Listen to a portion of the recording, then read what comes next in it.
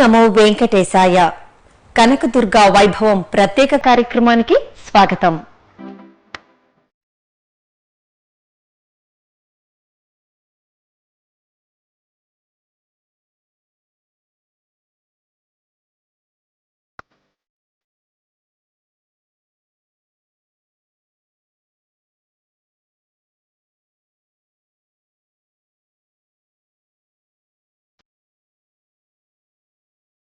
మా కనక దుర్గమ్మ క్షేత్రం అది భక్తుల పాలిట స్వర్గం. ఆ వెండి చుంటల చండీ చాముండి వెలసిన ఆలయం.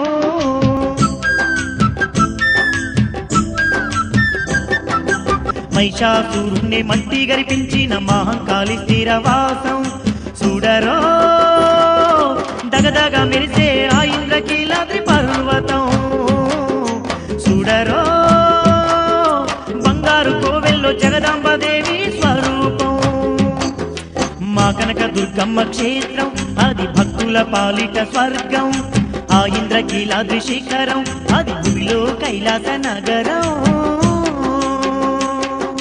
దుర్దశలను తొలగించి శుభాలను చేకూర్చే దసరా వేడుకలు విజయవాడలో ఘనంగా జరుగుతున్నాయి. నవరాత్రి ఉత్సవాలలో భాగంగా అమ్మవారు ప్రతిరోజు ఒక్కో అలంకారంలో దర్శనమిస్తున్నారు. మనసుకు ఆహ్లాదాన్ని పంచుతూ అలలు అలలుగా సాగే కృష్ణవేణి ప్రవాహం ఓ పక్క, వేదమంత్రాలతో ప్రతిధ్వనించే దుర్గగుడి మరో పక్క. ఇలా భక్తులకు అలౌకిక ఆధ్యాత్మిక ఆనందాన్ని పంచుతూ ఉంటుంది విజయవాడలోని కనకదుర్గమ్మ ఆలయం. ఇంద్రకీలాద్రిపై వెలసిన అమ్మవారు భక్తులను తన చల్లని చూపులతో కటాక్షిస్తూ ఉంటారు. ఆ తల్లిని కొలిస్తే చాలు సకల శుభాలు కలుగుతాయి.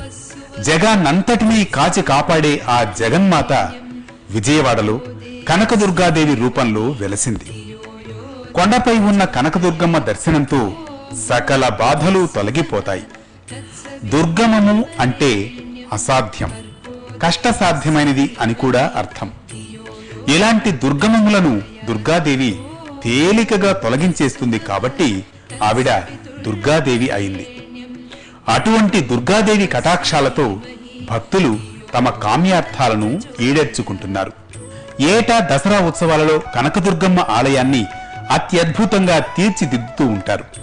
ముఖ్యంగా విద్యుల్లతలతో రాత్రివేళ ఆలయం మెరిసిపోతూ ఉంటుంది.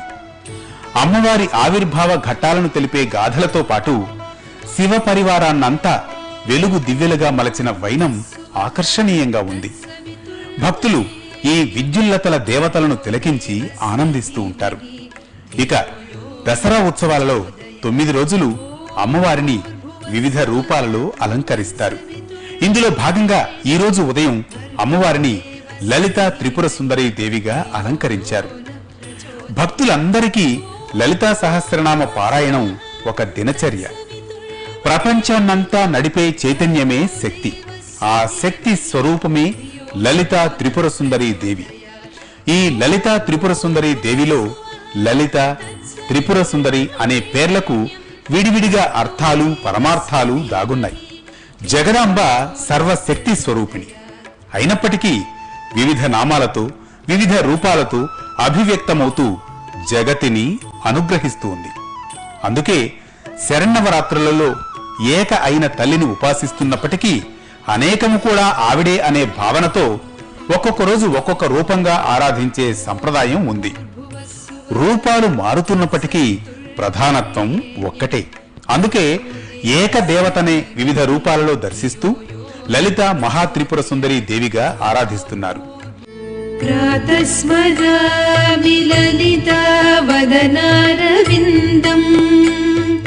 బింబాధరం పృథులమౌక్తికశోభినాశం ఆకర్ణదీర్ఘనయనం మణికుండలాఢ్యం మందస్మితం మృదుమదోజ్వల ఫాలదేశం.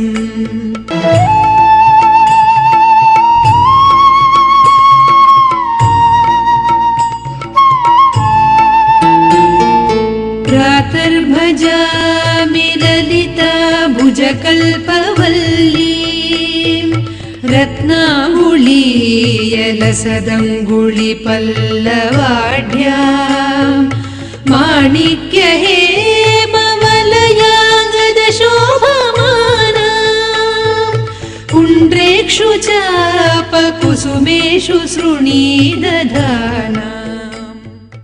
లలిత త్రిపుర సుందరి రూపం అనగానే అరుణాం కరుణాంతరంగి సాక్షి ధృత పాశాంకుశ పుష్ప బాణా చాపాం అన్నారు.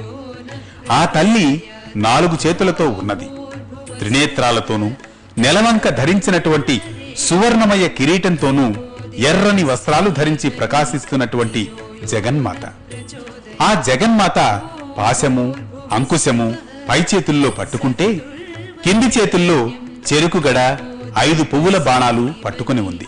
ఈ విశ్వమంతా దేని నుంచి శక్తిని సౌందర్యాన్ని పొందుతున్నదో ఆ మహాసౌందర్యమే లలిత. అలాగే పరమేశ్వరుడి మనసును లాలించడం వలన కూడా ఆమె లలిత అయినది. అందువలన లలిత అంటే ఆనంద శక్తి కూడా అయింది. ఈ సర్వ జగత్తును కూడా అమ్మ లాలిస్తోంది. లాలానాథ్ లలితాభిధ అని బ్రహ్మాండ పురాణం చెబుతోంది. లలిత అని పేరు చెబితే సర్వ జగత్తును లాలించి పోషిస్తున్న తల్లి అని అర్థం. ఇక త్రిపుర సుందరి ఈ 2 మాటలు విశేషమైనవి. సుందరి అంటే ఆనందం కలిగించున్నది అనే అర్థం ఉంది. అందుకే లలితాదేవిని ఆరాధించేవారికి, ఆవిడను సుందరి స్వరూపంగా భావించేవారికి ఆనందం లభిస్తుంది. పరమేశ్వరుడికి త్రిపురుడు అనే పేరు ఉంది. త్రిపురుడి యొక్క సుందరి కనుక త్రిపుర సుందరి అనే అర్థం చెప్పారు. త్రిపుర అనే శబ్దం ముగ్గురమ్మల మూలపుటమ్మ అనే భావాన్ని తెలియజేస్తుంది. బ్రహ్మ, విష్ణు, మహేశ్వరులకు మూలమైన శక్తి త్రిపురాదేవి. అలాగే 3 విధములైన వేదమంత్రముల స్వరూపం కనుక త్రిపుర అయింది. ఆహవనీయాగ్ని, గార్హ్యపత్యాగ్ని, దక్షిణాగ్ని రూపాలు కూడా త్రిపురమే. శక్తిత్రయమైన ఇచ్ఛ, జ్ఞాన, క్రియల రూపం కూడా త్రిపురాదేవే. అసలు ఓంకారంలోని అకార, ఉకార, మకారం కూడా ఆ త్రిపురాదేవివే.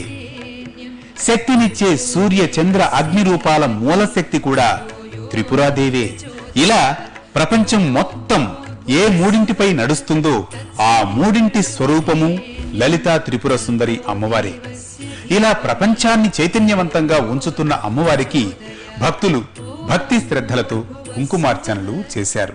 శరన్నవరాత్రులలో అమ్మవారు ఒక రోజున శ్రీ లలితా పరాభట్టారికగా మనకి దర్శనమిస్తుంది. ఆ తల్లిని శ్రీ లలితా దేవిగా, లలితా పరాభట్టారికగా, శ్రీ లలితా త్రిపుర సుందరిగా అనేక నామాలతో పిలుస్తున్నాం. అసలు ఆ నామంలోనే ఉన్నది ఒక పవిత్రత. లలంతే లాలయ్యతే ఇది లలిత అని.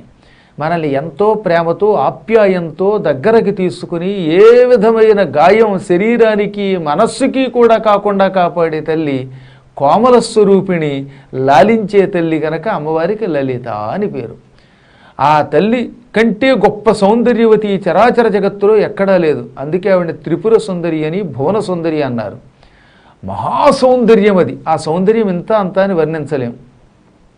సుతరాం ఆద్రియత ఇది సుందర అని సుందర శబ్దానికి నిర్వచనం. మిక్కిలి సంతోషపెడితే దానికి సుందరత్వం అని పేరు.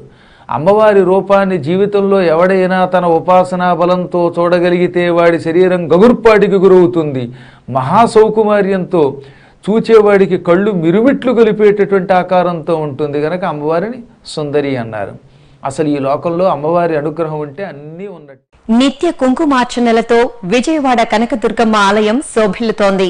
నవరాత్రి ఉత్సవాలలో భాగంగా అమ్మవారి ఆలయ ప్రాంగణంలో కుంకుమార్చన సేవ జరపడానికి ప్రత్యేక ఏర్పాట్లు జరిగాయి. ప్రతినిత్యం వందలాది మంది భక్తులు ఈ కార్యక్రమంలో పాల్గొని తరిస్తున్నారు. కుంకుమార్చనలో పాల్గొనే భక్తులతో విజయవాడ కనకదుర్గమ్మ ఆలయం సందడిగా కనిపిస్తోంది. కుంకుమార్చన అష్టోత్తర శతనామావళులతో లేదా సహస్రనామావళులతో చేస్తారు. 100 మార్లు సహస్రనామావళి చెప్తే అది 1,00,000 కుంకుమార్చన అవుతుంది. అలాగే సంఖ్యను పెంచుకొని 1,00,000 కుంకుమార్చన జరపవచ్చు. శతం, సహస్రం, 1,00,000, 1,00,000 అనేవి ప్రాచీన వైదిక సంప్రదాయంలో అనంతత్వానికి సంకేతం. ఈ అర్చనలు సాధారణంగా సామాజిక శ్రేయస్సు కోసం దేవాలయాలలో సామూహికంగా జరుపుతారు. కుంకుమార్చన వలన హృదయం, దృష్టి ఏకాగ్రత చెంది భగవన్మయం అవుతుంది. దసరా నవరాత్రులలో అమ్మవారికి జరిపే కుంకుమార్చన భక్తులకు సకల శుభప్రదం. శ్రీ మహారాజ్ఞి శ్రీమసింహాసనేశ్వరీ దక్షికుండ సంభూత దేవకార్య సముద్యత ఉద్యద్భాను సహస్రాభాచతుర్బాహు సమన్విత రాగస్వరూప పాశాఢ్యా కోశాకారాంకుశోజ్వల మనోరూపేక్ష కోదండ పంచతన్మాత్ర సాయక వికారుణ ప్రభాపూర మధ్యం బ్రహ్మాండ మండల సంపకాశోక పున్నాగా సౌగంధి కలసత్కచ శ్రేణీ కనత్తోటీరమండిత చంద్ర విభ్రాజాతలిక ముఖచంద్రకలంకాభా మృగనాథ విశేషక పరమాంగళ్య గృహతోరణ చిల్లిక లక్ష్మీ సదీవాహ జలన్మీ నాభలోచన నవచంపక పుష్పాభానాసాదండ విరాజిత తారాకాంతి తిరస్కారీ నాసాభరణ భాసుర అదంబ మంజరే క్లుప్త కర్ణపూర మనోహర ఆటంకయుగలీ భూతతపనోడుపమండల రాగశ్రాదర్శ పరిభావిక పోల నవవిద్రుమబింబశ్రీన్యత్కారిరసక్షర విద్యాంకురాకారాద్య పండిద్వయోజ్వల పూర్వవీతికామోదసమాకర్షతిగంతర సల్లాప మాధుర్య వినర్భస్యత గచ్చతి మందస్మిత ప్రభాపూరమచ్చత్తామే సమానస నాగల్సి సాదృశ్యాదిత్య శ్రీవిరాజిత కామే సరత్వమాంగళ్య సూపసేవితకందర ఆగాంగలకేయూరాగమనీయ భుజాన్విత సద్రైవేయ చింతాకలోల ముక్తాబలాన్విత రామేశ్వర ప్రేమరత్నమణి ప్రతిమనస్థని నాధ్యాలవాల రోమాలీ లతావలకు చందయే రోమనగాధారదాసమున్నేయ మధ్యమ భారత ధర్మజ్ఞా భక్తబంధవైశ్రయ కౌసరం భావసభాస్వత్కరీకరీ హింగినికారం యరసనాదామభూషిత రమేశ జ్ఞాన సౌభాగ్యమార్తవోద్వయాన్విత మాణిక్యమకుడాకార జాలికైరాజిత పరీక్షిత స్మరణోనాభయంగిక పూర్వభూభాగోమభృష్టదేష్ణ ప్రపదాన్విత ఖలీది సంజన్నారమధ్యాతమో గుణ సదద్వయ ప్రభాజాల పరాకృత సరోరుహ మంజీర శ్రీవదాంబుజ. ఇక ఈ భూమండలాన్ని క్షేమంగా ఉంచడం కోసం జగన్మాత అన్నపూర్ణాదేవిగా అవతరించింది. ఒకనాడు ఈ భూమండలం తీవ్రమైన దుర్భిక్షానికి గురైంది. దీంతో మహర్షులు హిమవత్ పర్వతం వద్ద అమ్మవారిని ధ్యానించారు. మహర్షుల ప్రార్థనకు కరిగిన అమ్మవారు ప్రత్యక్షమయ్యారు. ఆవిడ అమృతమయమైన చూపులు సోకి భూమండలం పచ్చగా మారింది. అందుకే అమ్మవారికి అమృతేశ్వరి అనే మరో పేరు కూడా ఉంది. తన శరీరం నుంచి ఆ దేవి వివిధములైన శాఖములను ఉద్భవింపజేసి లోకం ఆకలి తీర్చింది. అందుకే ఆవిడకు శాకాంబరి అనే పేరు కూడా ఉంది. ఇక శివునికి భిక్ష వేస్తున్న అన్నపూర్ణాదేవి చిత్రాన్ని మనమంతా చూసే ఉంటాం. అయితే అమ్మవారు శివునికి ఎందుకు భిక్ష వేస్తున్నారు అని ఆలోచిస్తే దీని వెనుక ఎన్నో కథలు ఉన్నప్పటికీ తాత్వికంగా ఆలోచిస్తే సృష్టిలో లభించే ఆహారాన్ని తొలుత ఈశ్వరార్పణ చేశాకే మనం స్వీకరించాలని చెప్పడమే దీని ఉద్దేశం. అన్నపూర్ణాదేవి చల్లని చూపుతో కరువు కాటకాలు, దుర్భిక్షం తొలగిపోతాయి. అటువంటి అమ్మవారిని దసరా నవరాత్రి ఉత్సవాలలో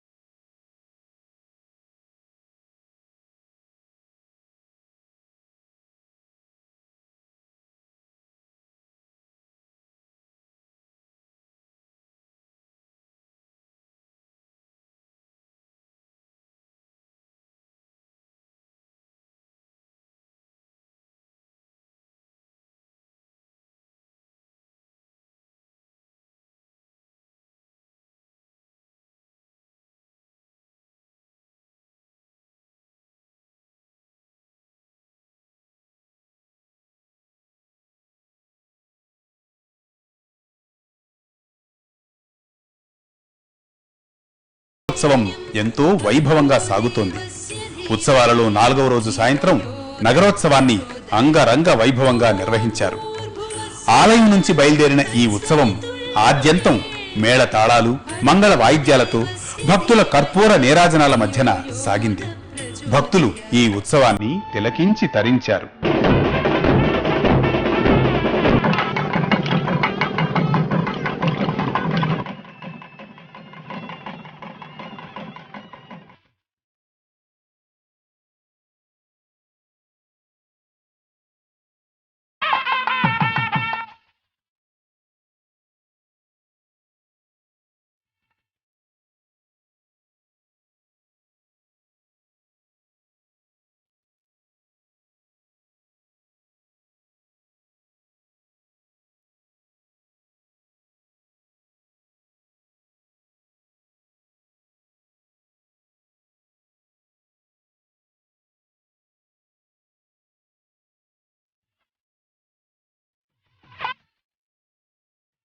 పేర్లు వేరైనా రూపాలు వేరైనా వాటిల్లోని చైతన్యం ఒక్కటే. ఆ చైతన్యమే జగన్మాత. దుష్ట శిక్షణ, శిష్ట రక్షణ చేసే ఆ తల్లి ఈ లోకాన్ని చల్లగా చూడాలి.